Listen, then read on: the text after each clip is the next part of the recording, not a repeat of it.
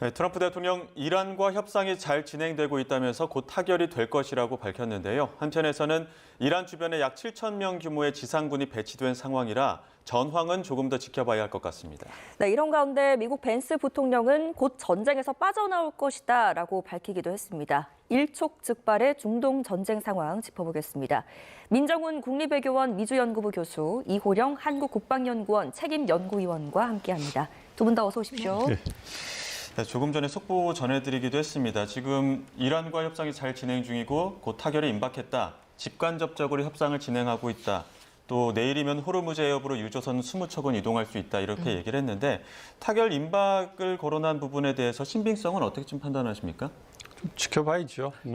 저희가 계속 얘기하고 있지만 트럼프 대통령이 좀 과장된 부분도 있고 그렇다고 해서 완전히 없는 얘기를 하는 것 같지 않기 때문에 그런 부분에서 저희가 좀 신중하게 볼 필요는 있다. 그러니까 말씀해 주신 것처럼 직간접적으로 협상을 하고 있다. 꽤 조기 합의에 이루어질 거라고 생각한다. 이렇게 얘기를 했는데 간접적으로 파키스탄이라든지 여타 중재국을 통해서 간접적으로 협상을 하는 것은 확인이 됐지만 직접적으로 대면장이 협상장에 앉은 것은 아직 확인되지 않았거든요. 보도해 주신 것처럼 파키스탄이 조만간 의미 있는 대면 협상을 이끌어낼 거다 이런 얘기를 했기 때문에 이 부분은 좀 지켜봐야 될 것 같고요. 꽤 조기 합의가 이루어질 거다.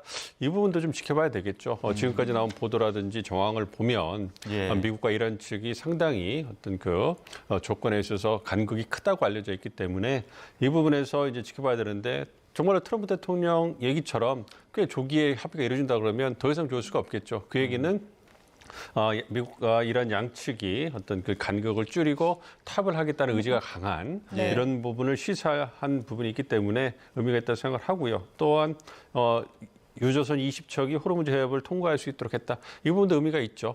세계 경제에 가장 큰 피해를 끼치고 있는 이 호르무즈 해협 봉쇄에 있어서 이란이 보다 유화적인 모습을 보여주는 것 되기 때문에 이것은 협상의 진행과 더불어서 이제 이란도 조치를 더 취해줄 거라고 생각하고 있기 때문에 만약에 20척이 허용이 된다면 그렇다면 역으로 추산해 보면 미국과 이란과의 협상이 생각보다 잘 되고 있다 이렇게도 추정해 볼 수 있겠죠.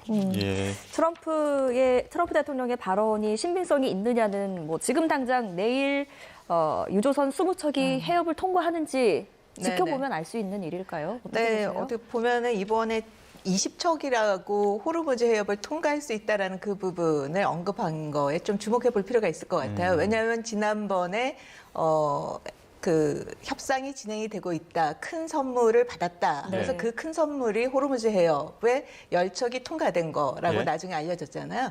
그런 거에 비해서 지금 한 2배 정도의 유조선이 통과를 하게 될 것이다라는 거를 봤을 때는 일단은 협상과 관련돼서는 좀 진전이 있지 않겠느냐라고 약간 좀 긍정적인 그 예측을 해볼 수 있을 것 같습니다. 그리고 지금 보면 군사적인 어떻게 보면 압박이 최고 수위에 다다르지 않았습니까? 근데 이런 군사적인 압박이 고도화되고 있다는 것은 또 다른 한쪽으로 생각을 해본다면 그만큼 협상을 해야 될 필요성이 높아졌다라는 것도 시사하는 대목이라고 볼 수가 있겠죠.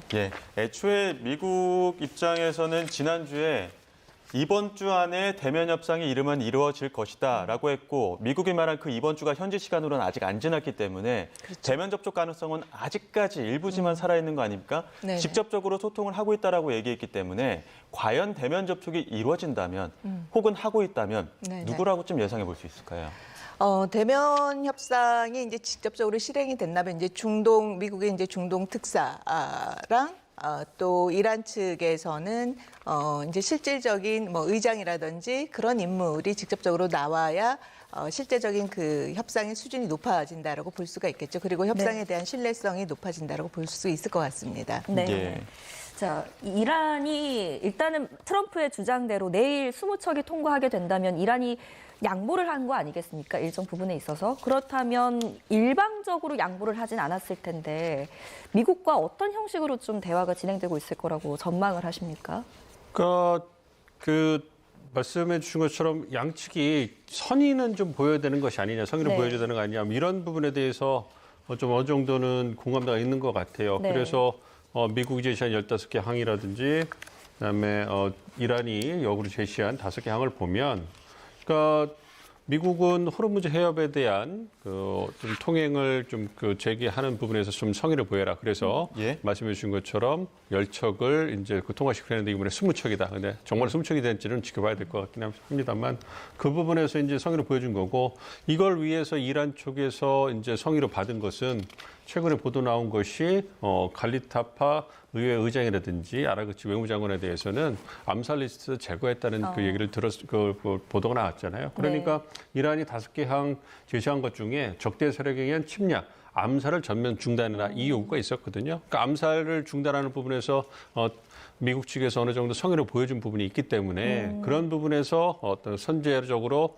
약간은 주고받는 것이 있는 것이 아닌가. 그러니까 줄 수 있는 가장 낮은 부분에서 양측이 서로 주고받음을 해서 또 뭔가 좀 성의를 보였기 때문에 이거는 양측 모두 어떤 협상에 들어가고자 하는 의지가 있다는 걸 확인한 거기 때문에 말씀해 주신 것처럼 이제 그 파키스탄에 중재를 해서 조만간 미국과 이란이 대면 협상 시작할 수 있지 않을까 기대하고 있습니다. 예.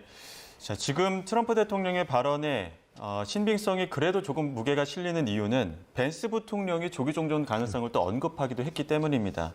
이란과의 협상에 좀 무게가 실리는 분위기가 감지됐던 부분이 있었는데요. 관련해서 목소리를 모아봤습니다. 들어보시죠. The president's going to keep at it for a little while longer to ensure that once we leave, we don't have to do this again for a very, very long time. That was fundamentally the president's goal. Prices have certainly gone up because of what's going on in the Middle East, but they're going to come down, right? This is a very, very temporary reaction to what is going to ultimately be a short-term conflict. I think the president's been very clear about this, that we're not interested in being in Iran a year down the road, 2 years down the road. We're taking care of business. We're going to be out of there soon, and gas prices are going to come back down.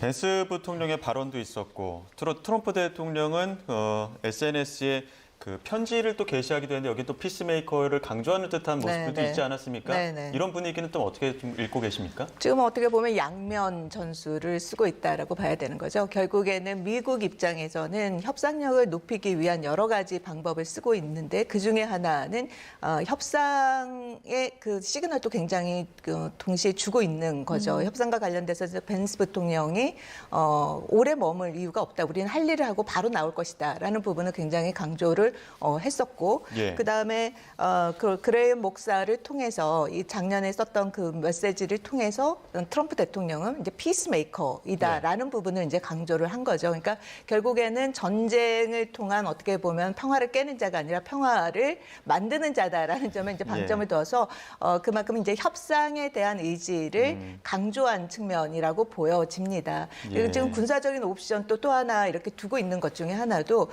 결국에는 지금 언론을 통해서 미국이 작전할 여러 가지 시나리오가 나오고 있지 않습니까? 결국에는 미국이 수행 가능한 여러 가지 이제 4가지 뭐 작전 시나리오가 자세히 보도되고 있다라는 것은 그만큼 이란의 혁명 수비대에게 부담이 된다라는 거죠. 그러면 그런 작전에 해당되는 것만큼의 다 방어력이 필요가 하다면은 그만큼의 군사력도 분산이 되는 그런 효과가 있기 때문에 이란 측에서도 굉장히 그것 자체도 부담이 된다라는 거죠. 네. 자, 트럼프 대통령과 벤스 부통령은 종전 그리고 휴전을 암시하는 이야기를 하고 있는데 이 친트럼프 인사들에게서는 또 이 지상작전에 대한 회의론, 신중론이 같이 나오고 있거든요. 그리고 이 발언을 한 장소가 대표적인 이 보수 행사였다는 점이 좀 주목을 받고 있는데 이런 마가층 내부에서도 좀 분열이 있다 이렇게 봐야 되는 걸까요? 마가 진영은 원래부터 그 국제 분쟁에 미국이 개입하는 것을 꺼려왔습니다. 그래서 트럼프 대통령이 2016년부터 그 대선에 나왔을 때 불필요한 전쟁에 돈을 쓰는 것을 하지 않겠다. 이 부분을 이제 강조하면서 그리고 대신에 미국의 역량을 키우고 미국 경제를 살리는데 주력하겠다. 이런 메시지를 내면서 마가 진영의 지지를 얻었거든요. 이거를 깨고 있는 거예요, 트럼프 대통령이. 그렇기 때문에 마가 진영이 분노를 하게 되는 거고 특히 젊은 층을 중심으로 해서 굉장히 현실적이잖아요, 젊은 층이. 그러니까 그리고 특히 또 전쟁에 나가서 피를 흘리는 세대가 젊은 층이기 때문에 때문에 이 부분에 대해서 굉장히 민감합니다. 그래서 제가 네. 최근에 미국 출장을 가서 그 마가 지역 젊은 친구들하고 얘기할 기회가 있었는데 상당한 그 신랄한 어조로 비난을 하는 거예요. 그래서 깜짝 놀랐습니다. 예. 그 트럼프 대통령을 지지하는 성향의 띵크탱크에 근무하는데도 그 자기의 어떤 그 시니어라는 선임자와 같이 있는데도 네. 상당히 그 신랄하게 뭐 학살이라든지 이런 용어까지 쓰면서 비난을 하는 거예요. 그래서 제가 깜짝 놀랐는데 그만큼 미국 내에서 이번 이란 전쟁에 대해서 얼마나 심각하고 회의적으로 보는지를 단적으로 보여주는 사례가 아닌가 좀 생각을 하고 있습니다. 그렇기 때문에 이게 민주당뿐만 아니라 공화당 내부에서도 물론 마가 진영이 현재 공화당 내부에서 세력이 큰 건 아닙니다만 그럼에도 트럼프 대통령의 지지에는 좀 중요한 역할을 하고 있기 때문에 지속적으로 이런 얘기가 나온다는 것은 트럼프 행정부로 하여금 지상군을 투입한다거나 전쟁을 장기가 쪽으로 끌고 가는 이 부분에 대해서는 제동 그러니까 어떤 그 브레이크 역할을 할 수가 있기 때문에 그런 부분에서는 전쟁을 빨리 끝내야 된다는 어떤 그 당위성이나 어떤 명분을 갖다 제공해 주기 때문에 그런 측면에서는 전쟁을 빨리 끝낸다는 점에서 긍정적으로 생각하고 있습니다. 예. 자, 트럼프 대통령의 발언을 어느 정도 그 신뢰하지 못하는 부분이 있는 이유는 트럼프 대통령이 지금까지 지상군 투입과 관련해서도 투입할 수 있다 하다가 두렵지 않다 하다가 투입하지 않겠다. 해도 말하지 않겠다. 굉장히 많이 바뀌었거든요. 네네. 지금까지 트럼프 대통령이 지상군 투입과 관련해서 어떤 이야기를 했는지 모아봤습니다. 한번 트럼프 대통령의 이야기 듣고 두 분 의견 나눠가겠습니다. Could there be? Possibly, for very good reason. Have to be very good reason. And I would say if we ever did that, they would be so decimated that they wouldn't be able to fight at the ground level. Because the Iranian regime has told Sky News, if you put boots on the ground in Iran, it will be another Vietnam. Are you afraid of that? No, I'm not afraid of. I'm really not afraid of anything. No, I'm not putting troops anywhere. If I were, I certainly wouldn't tell you. But I'm not putting troops. And I said you'll never have to use it, but sometimes you have to use it. 자, 트럼프 대통령 입장에서는 두렵다고 얘기할 수 없는 부분이 있겠죠. 그런데 지금 협상이 잘 진행되고 있다고 했습니다. 그럼 또 지상군 투입은 보류되는 것 아니냐? 어떻게 보십니까? 그렇지 않다고 보여집니다. 투입할 왜냐하면 가능성도 있다고 보십니까? 그 카드는 계속해서 살려놔야 결국에는 협상이 그 트럼프 대통령이 오늘 뭐 기내에서 말한 조기 타결 가능하다. 그러니까 타결을 더욱더 빨리 하기 위해서는 이 카드는 계속 살려놔야 되고 그리고 나서 타결이 된다 할지라도 또 하나의 큰 문제는 정말 타결한 걸 합의를 이행할 것이냐. 이 네. 문제도 굉장히 중요한 거죠. 그래서 합의 이행이 어느 정도 안착화될 때까지는 군사적인 옵션 카드는 계속 가져갈 가능성이 높다라고 보여집니다. 그래서 앞부분에서의 맨 처음엔 지상군을 절대 파병하지 않는다. 네.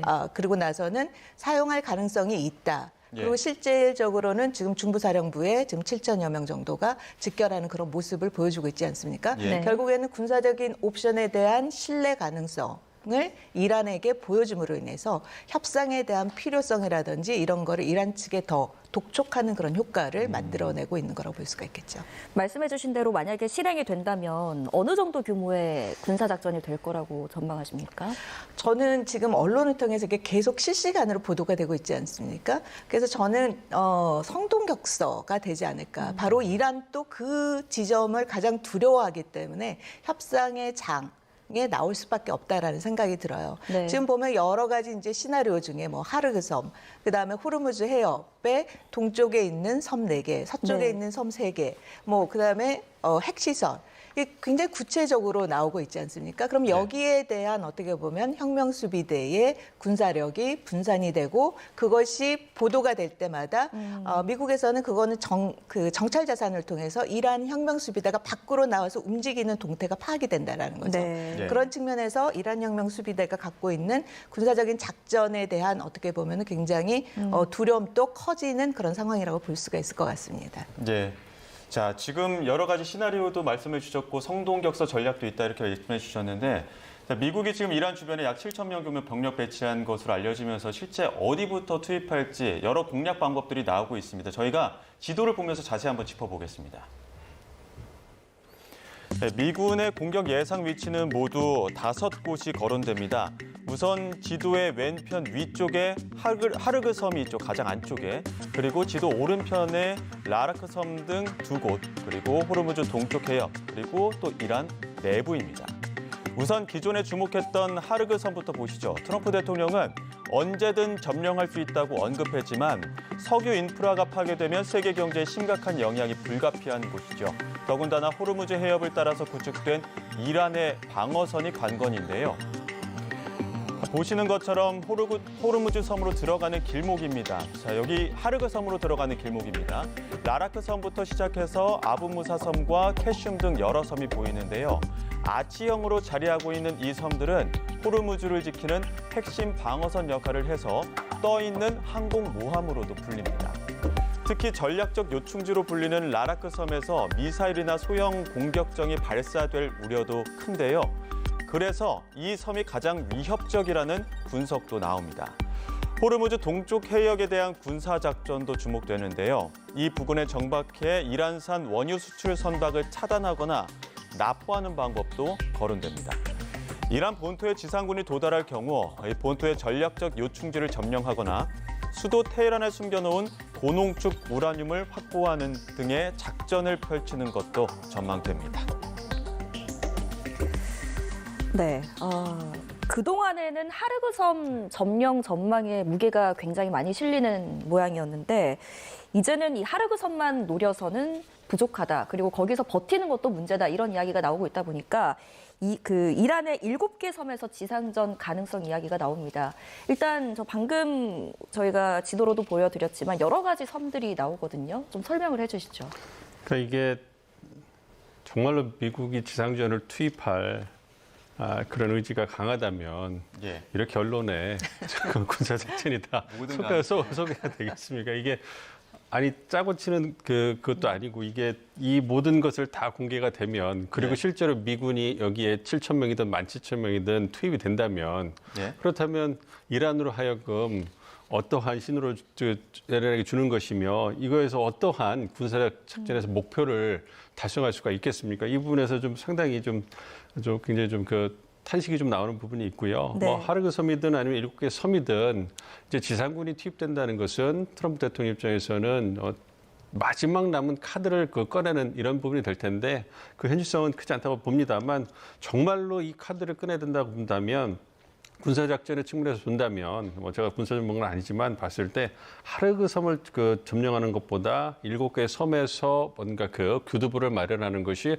군사적인 측면에서는 더 의미가 크다고 생각하고 있습니다. 왜냐하면 지상군이 투입을 하기 위한 교두보를 만드는 것 이것과 더불어서 호르무즈 해협 가장 관건이 호르무즈 해협 봉쇄를 푸는 부분이잖아요. 그러면 일단은 일시적으로든 이 7개의 섬을 갖다가 어느 정도 여러 개 중지를 점령을 하게 되면 그렇다면 이란군이 일시적으로는 좀 주춤하는 부분을 보일 것이고 그렇다면 이 주춤하는 어떤 시간을 바탕으로 해서 어떤 대규모의 본진이 들어갈 수 있는 그걸 만드는 거거든요. 그런 부분을 고려해 본다면 그러한 대규모의 지상전을 준비한다는 측면에서 보면 7개의 섬을 이제 먼저 점령하는 것이 필요하다고 보고 그걸 위해서 해병대라든지 공수부대가 진입하는 것은 의미가 있는데 본진이 들어오질 않잖아요. 그러니까 본진이 들어오려면 이미 주변 지역에 수십만이 배치가 되고서 이제 어떤 방법으로 들어갈 것인가 이 부분을 논의를 해야 되는데 그게 되지 않기 때문에 만약에 이 7개 지역이든 아니면 하르그 섬이든 수천 명의 미군이 여기에 진입을 한다면 이거는 이란이 자랑하는 미사일이나 드론 공격에 손쉬운 표적이 된단 말이에요. 네.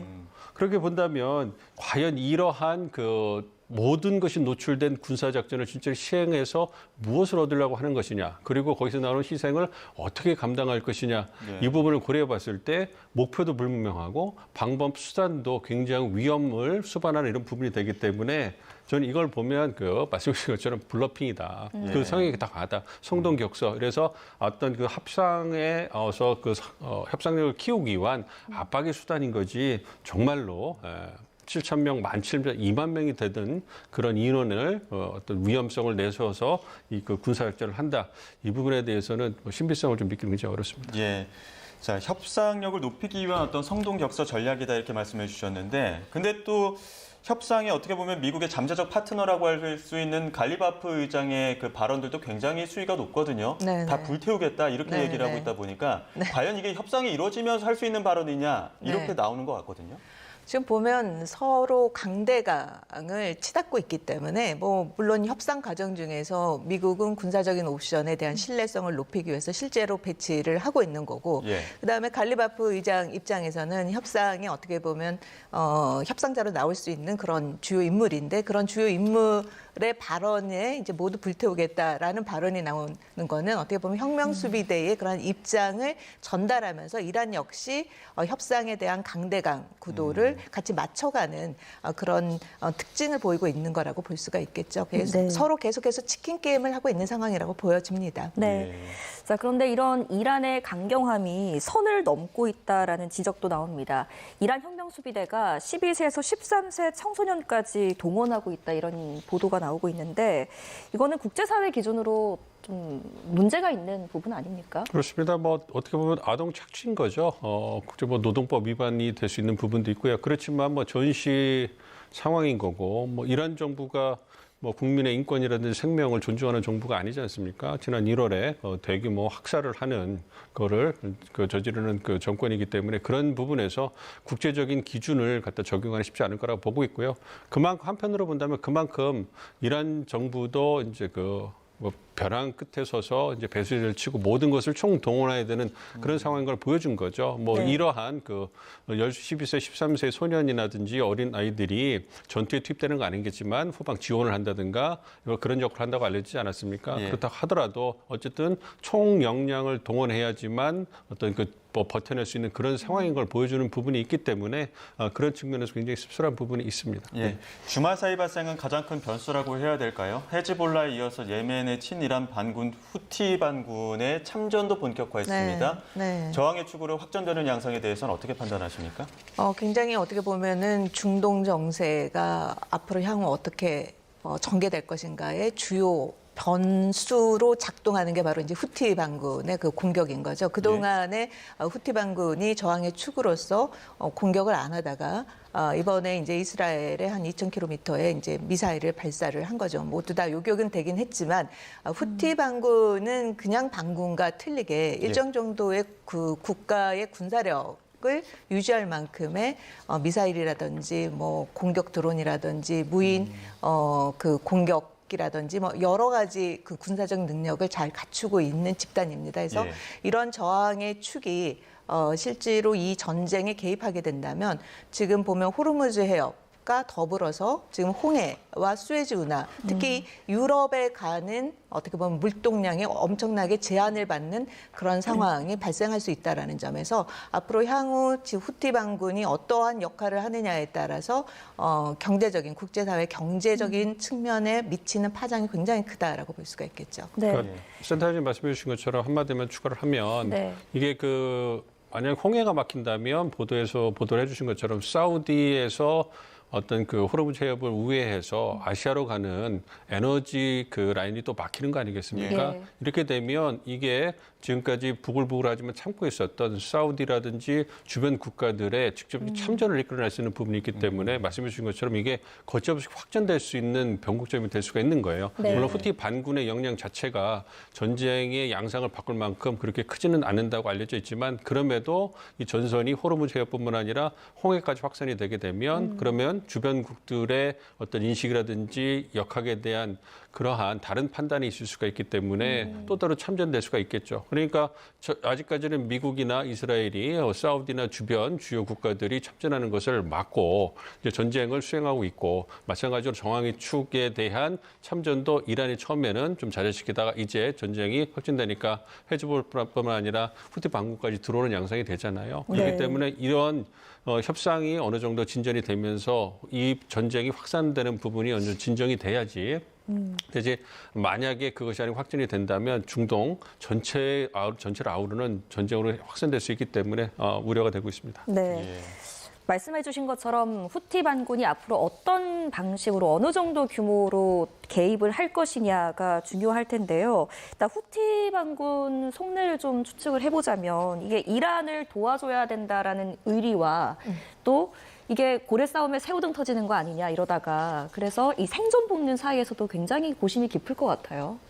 네, 보면 이란 그 예멘의 그 후티 반군 같은 경우에는 이미 그 유조선을 공격을 하면서 자신의 어떻게 보면은 역량을 드러냈었죠. 그래서 영국이라든지 프랑스라든지 EU 국가들이 이제 방패 작전을 해서 거기에서의 유럽으로 가는 그 유조선이라든지 상선들을 보호하는 전략을 이미 취하고 있는 상황입니다. 네. 이제 이런 가운데서의 후티 반군이 지금 호르무즈 해협에 대한 통항의 이런 통제와 관련돼서 자신들의 그런 역량을 상선이라든지 유조선에 대한 그런 공격을 통한 자신들의 위상을 좀 어떻게 보면 높이고자 하고 존재감을 높이는 그런 특징을 보이고 있는 거죠. 그래서 이 반군이 단순히 이란의 그런 저항의 축이라는 그런 한 축뿐만 아니라 예멘에 대한 지금 정부군과 반군 간의 그런 그 전쟁이 지속되는 가운데서 반군의 역량이 계속해서 커지고 있는 그런 상황 하에서 본다면 앞으로 향후 중동의 그런 지역 질서를 그 좌우하는 데 있어서 우리가 또 봐야 될 주요 국가라고 또 볼 수가 있겠죠. 예. 호르무즈 해협과 관련해서 애초에 이제 이란 의회에서 통행료 징수하는 방안들이 계속 법안 초안이 나오고 있다가 이번에는 강경 보수 매체에서 또 한 번 이번 전쟁 종식의 조건으로 호르무즈 해협 통행료를 또 제시했습니다. 이것 좀 어떻게 전개가 될까요? 이란 측의 일방적인 주장이라고 보고 있습니다. 이게 마크로 국무장관도 아까 보도해 주신 것처럼 이 부분을 굉장히 심각하게 보고 있고 국제법적으로 통용될 수 없는 부분이다. 이 부분을 명확했잖아요. 그리고 우리나라뿐만 아니라 국제사회에서 해협을 이용하는 데 있어서 통행료를 징수한다는 부분, 그걸 어떻게 받아들이겠습니까?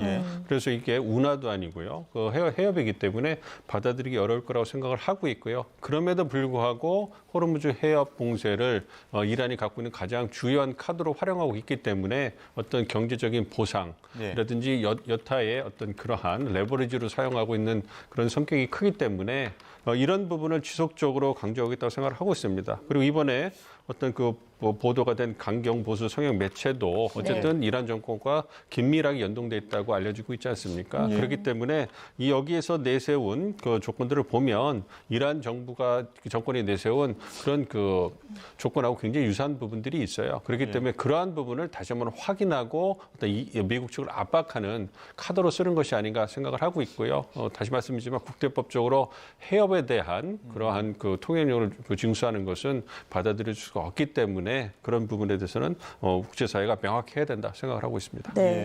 이란의 이런 제안에 대해서는 미국은 당연히 거부 의사를 밝혔고요. 그리고 G7 국가들의 외무장관들도 이거 자유롭게 통행하게 해줘야 된다라고 공동 성명을 내기도 했는데요.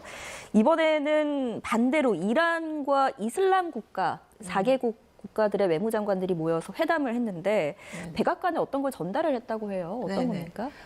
지금 이제 호르무즈 해협의 통항과 관련돼서 이제 두 가지 기준을 제시한 거예요. 일단 모든 국가들에게 유조선이라든지 선박들이 안전하게 항해를 하게끔 해주겠다. 대신 이란이 요구하는 그런 30억 달러는 아니지만 일정 정도의 돈을 지원하는 그런 안을 제시를 한 것으로 보여집니다. 근데 앞서서 교수님께서도 말씀해 주셨듯이 해협에 대한 자유 통항에 관련돼서 이건 무료인 거죠. 이 무료를 갑자기 국제법에 위반되게끔 이란이 요구하는 그런 30억 달러나 이번에 그런 4개국 외교 회담을 통해서 제시한 안전을 대가로서 일정 정도의 컨소시엄을 통해서 돈을 지불한다는 것은 굉장히 국제법에 위반되는 제안이라고 볼 수가 있겠죠. 자, 이런 가운데 지금 미국 내에서 또 유럽 주요 국가들 사이에서는 반 트럼프 움직임이 굉장히 격화하고 있습니다. 노킹스 시위가 이어졌고 주말 사이 한 800만에서 900만 명 정도에 모였다고 하는데 역대 최대 규모 아니었습니까? 그렇습니다. 트럼프 대통령이 국내 정치적으로 계속 이제 코너에 몰리고 있는 이런 모습을 보여주고 있는 거죠. 물론 그러한 타격을 얼마만큼 트럼프 대통령이 이제 직접적으로 받아들일지는 좀 지켜봐야 되긴 하겠습니다만 말씀해 주신 것처럼 작년 6월, 10월에 이어서 세 번째 노킹스 이제 그 시위가 열렸는데요. 그것이 이제 그 미국 전역에서 한 거의 900만 명에 달하는 시위 내가 이제 그 모여지면서 어떤 역대 최대다 이렇게 좀 그 얘기하고 있습니다. 그래서 그 내용을 보면 이게 꼭 이란 전쟁에 대한 반대 시위의 성격만 가진 거는 아니에요. 그러니까 트럼프 행정부가 들어와가지고 2기가 들어와서 어떤 그 권위주의 성향, 그것과 뭐 연방 정부의 권한을 너무 확대하는 부분, 법을 무시하는, 상권분리를 무시하는 이런 모습을 보여주는 데 대한 그 불만이 그 기저에 깔려 있는 거고요. 거기에다가 이민 정책, 특히 그 미네소타주의 미네폴리스에서 일어났던 그런 끔찍한 어떤 자국민 살해 사건 이런 거에서 보여준 것처럼 어떤 강경한 이민 규제 정책 이런 부분이 있는 거고 이와 더불어서 이제 이번에 휘발유 가격 인상이라든지 어포더빌리티라고 그래서 어떤 물가의 문제. 사실 트럼프 대통령이 2024년에 선거에 승리할 수 있었던 가장 큰 요인이 이 어포더빌리티 물가 부분이거든요. 그거를 잡아달라는 국내적 요구에 의해서 거의 49.8%, 50%에 육박하는 또 득표를 갖고서 당선이 된 거예요. 그런데 당선이 되고 나니까 관세 전쟁을 통해서 수입 물가를 올리고 그다음에 어떤 그 이란 전쟁을 통해서 휘발유 값을 올리면서 유가를 올리면서 미국 국민들이 상당히 공경에 처하고 있는 그런 부분이 있거든요. 이런 부분들이 그 종합해가지고 이번에 가장 그 큰 규모의 시위가 일어났다고 볼 수 있습니다. 그렇기 때문에 이것이 이번 시위가 이란 전쟁 때문에 미국 국민들이 분노해서 직접적인 결과로 나왔다 이렇게 보기에는 좀 무리가 있고요. 그렇기 때문에 트럼프 행정부가 직면한 모든 문제들에 대한 불만을 유권자들이 표시하는 거기 때문에 그 얘기는 이러한 시위가 이란 전쟁을 빨리 끝나야 된다라는 압박으로 직접적으로 작용하기에는 어느 정도 한계가 있을 수 있다. 뭐 이 부분 말씀드릴 수 있고 그리고 지지층들에게도 이란 전쟁에 대한 불만이 있기는 하지만 그래도 이러한 시위를 보면서 다시금 결집할 수 있는 왜냐하면 시위의 성격이 워낙 광범위하기 때문에 그 얘기는 트럼프 대통령을 지켜줘야 된다라는 그러한 또 지지층들의 어떤 그 목소리도 나올 수가 있기 때문에 향후 미국 정치가 어떻게 진행될지 좀 지켜봐야 될 것 같습니다. 네.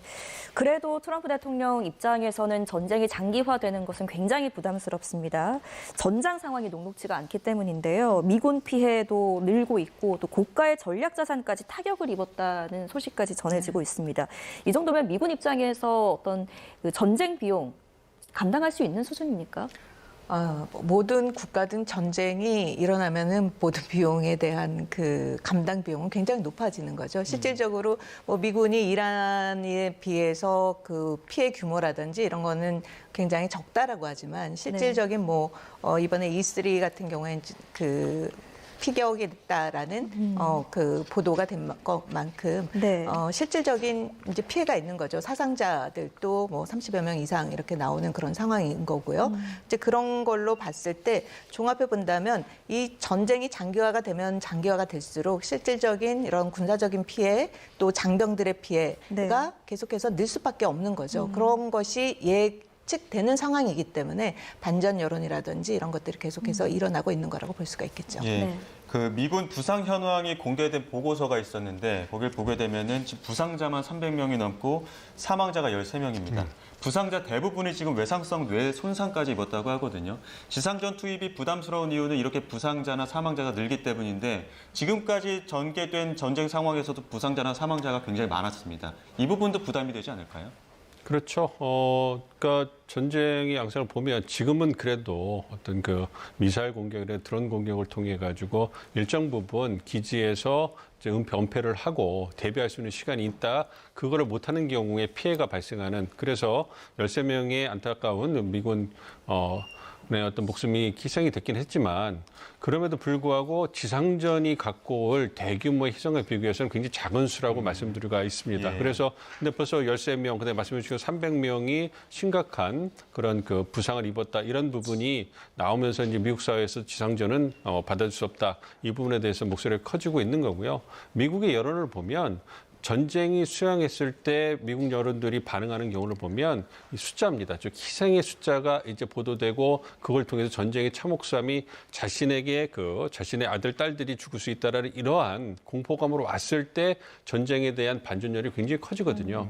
그거를 잘 알고 있기 때문에 지금은 공습에서 13명이 희생되는 안타까운 일이 발생했지만 그럼에도 불구하고 그렇게 큰 숫자가 아니라고 생각할 수 있어요. 그렇지만 지상전이 발발하게 되면 그러면 수십 명, 수백 명의 미군이 산화할 수 있는 희생될 수 있는 그러한 가능성이 있기 때문에 지금과는 완전히 다른 굉장히 비판적인 여론이 만들어질 거예요. 그걸 트럼프 대통령도 잘 알고 있기 때문에 전쟁을 빨리 끝내려고 하고 있는 거고요. 그래서 모든 수단을 동원해 가지고 이란을 압박해서 모양새가 좋게 전쟁의 출구를 마련하고 하려고 하는 그런 모습이다 이렇게 생각하고 있습니다. 예, 트럼프 대통령 전쟁 협상이 지금 타결이 임박했다라고 밝히긴 했는데 신빙성을 이야기했습니다만 믿을 수 있는 소식이었으면 하는 바람입니다.